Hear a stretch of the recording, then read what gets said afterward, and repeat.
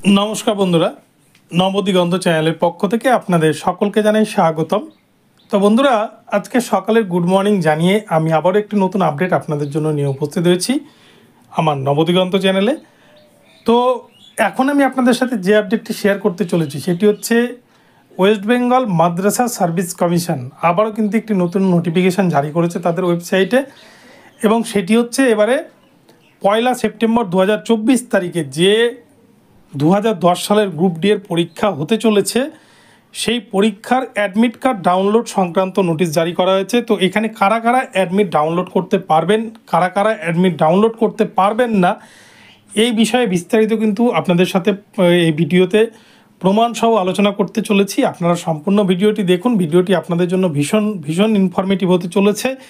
তবে তার আগে বলে রাখি, যারা প্রথমবার চ্যানেলটি দেখছেন আপনারা অবশ্যই চ্যানেলটিকে সাবস্ক্রাইব করে নেবেন এই ধরনের আপডেট সবার আগে সবার প্রথমে আপনার কাছে পৌঁছে দেওয়ার জন্য। তো চলুন তাহলে আমরা দেখে নিই এই মুহূর্তে মাদ্রাসা সার্ভিস কমিশনের অ্যাডমিট কার্ড ডাউনলোড সংক্রান্ত কি বৃত্তান্ত এই ভিডিওর মধ্যে রয়েছে।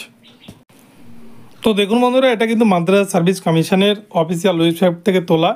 এখানে বলা হচ্ছে online admit card for first SLST NT 2010 group D written examination. তো এই নোটিফিকেশানে বোর্ডের তরফ থেকে যেটা বলা হয়েছে 5 আগস্ট 2024 তারিখে কমিশনের ওয়েবসাইটে প্রকাশিত সমস্ত 73,978 জন প্রার্থীর 10 সংখ্যার রেজিস্ট্রেশন নম্বর এবং জন্ম তারিখ দিয়ে লগ ইন করে এই পোর্টাল থেকে 1 সেপ্টেম্বর 2024 তারিখে নির্ধারিত লিখিত পরীক্ষার অ্যাডমিট কার্ড ডাউনলোড করতে অনুরোধ করা হচ্ছে। এবং নিচে বলা হচ্ছে the window of downloading admit card will remain open till 1 September 2024। অর্থাৎ এই ডাউনলোড যে ওয়েবসাইট, এই যে লিঙ্ক, ডাউনলোডের লিঙ্ক কিন্তু 1 তারিখ অবধি অ্যাক্টিভ থাকবে। 1 তারিখে কিন্তু পরীক্ষা, আপনারা 1 তারিখ সকালে সেটা ডাউনলোড করেও কিন্তু পরীক্ষার হলে প্রবেশ করতে পারবেন। তবে আমি বলবো আগাম এটা ডাউনলোড করে নিতে, কেননা অনেক সময় সার্ভারে কিন্তু ডিস্টার্ব হলে আপনি কিন্তু তখন অ্যাডমিট যদি ডাউনলোড না করতে পারেন তাহলে কিন্তু আপনি পরীক্ষায় বসতে পারবেন না। আর এত সহজ একটা যে চাকরির সুযোগ বর্তমান যুগে, এখানে কিন্তু ক্যান্ডিডেট সংখ্যা অনেক কম, অনেকেই চাকরি পেয়ে গিয়েছে এবং যে কজন অবশিষ্ট পড়ে রয়েছে তাদের মধ্যে কিন্তু একটা চাকরি পাওয়ার বড় সম্ভাবনা রয়েছে।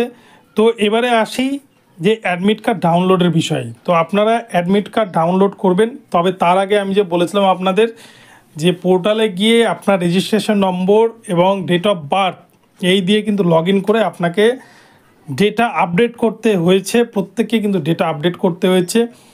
যারা যারা ডেটা আপডেট করেছে তাদের অ্যাডমিট কার্ড কিন্তু ইতিমধ্যে পোর্টালে চলে এসছে। 25 তারিখ পর্যন্ত, 25 আগস্ট 2024 তারিখ পর্যন্ত এই ডেটা আপডেট কিন্তু করতে পারবেন। আপনার mobile number, email ID, WhatsApp number, date of birth সমস্ত কিছু কিন্তু আপনাদের আপডেট করে নিতে হবে এবং তারপরেই কিন্তু আপনারা অ্যাডমিট কার্ড ডাউনলোড করে নিয়ে সেটাকে নিয়ে পরীক্ষার হলে প্রবেশ করলেই আপনারা পরীক্ষায় বসতে পারবেন।